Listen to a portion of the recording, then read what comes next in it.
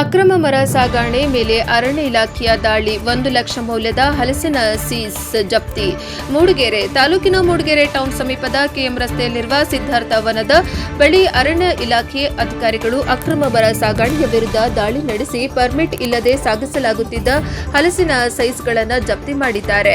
April 9, 2026ರಂದು ರಾತ್ರಿ ಸುಮಾರು 8 ಗಂಟೆ ವೇಳೆಗೆ ಕೆಎ 46 6177 ಸಂಖ್ಯೆಯ ಬೊಲೆರೋ ಪಿಕಪ್ ವಾಹನದಲ್ಲಿ ಯಾವುದೇ ಅನುಮತಿ ಇಲ್ಲದೆ ಹಲಸಿನ ಮರದ ಸೈಜುಗಳನ್ನು ಸಾಗಿಸಲಾಗುತ್ತಿತ್ತು.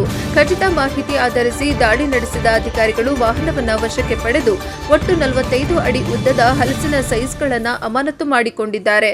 ಜಪ್ತಿ ಮಾಡಿದ ಮರಗಳ ಅಂದಾಜು ಮಾರುಕಟ್ಟೆ ಮೌಲ್ಯ ಸುಮಾರು 1 ಲಕ್ಷ ರೂಪಾಯಿ ಇದ್ದು ಎಂದು ತಿಳಿದು ಬಂದಿದೆ. ಪ್ರಕರಣ ಸಂಬಂಧವಾಗಿ ವಾಹನದಲ್ಲಿದ್ದ A1 ಶಿವಪ್ಪ ಹಳೆ ಮೂಡಿಗೆರೆ ನಿವಾಸಿ ಹಾಗೂ A2 ವಿಕ್ರಮ್ ಜಿಸಿ ಗುತ್ತಿ ಗ್ರಾಮ ಇವರ ವಿರುದ್ಧ ಅರಣ್ಯ ಕಾಯ್ದೆ ಅಡಿ ಪ್ರಕರಣ ದಾಖಲಿಸಲಾಗಿದೆ. ಈ ಕಾರ್ಯಾಚರಣೆಯನ್ನು ಡಿಸಿಎಫ್ ರಮೇಶ್ ಹಾಗೂ ಎಸಿಎಫ್ ಆಕರ್ಷ್ ಅವರ ಮಾರ್ಗದರ್ಶನದಲ್ಲಿ ಆರ್ಎಫ್ಒ ಮಂಜುನಾಥ್ ಜಿ ಅವರ ನೇತೃತ್ವದಲ್ಲಿ ನಡೆಸಲಾಯಿತು. ಕಾರ್ಯಾಚರಣೆಯಲ್ಲಿ ಡಿಆರ್ಎಫ್ಒಗಳಾದ ಅಶ್ವಥ್ ಬಗಲಿ, ಬೀಟ್ ಫಾರೆಸ್ಟರ್ಗಳಾದ ಪರಮೇಶ್, ಸುರೇಶ್, ವಾಚರ್, ಉದಯ್ ಹಾಗೂ ವಾಹನ ಚಾಲಕರಾದ ಸುಮಂತ್ ಮತ್ತು ನವರಾಜ್ ಭಾಗವಹಿಸಿದ್ದರು.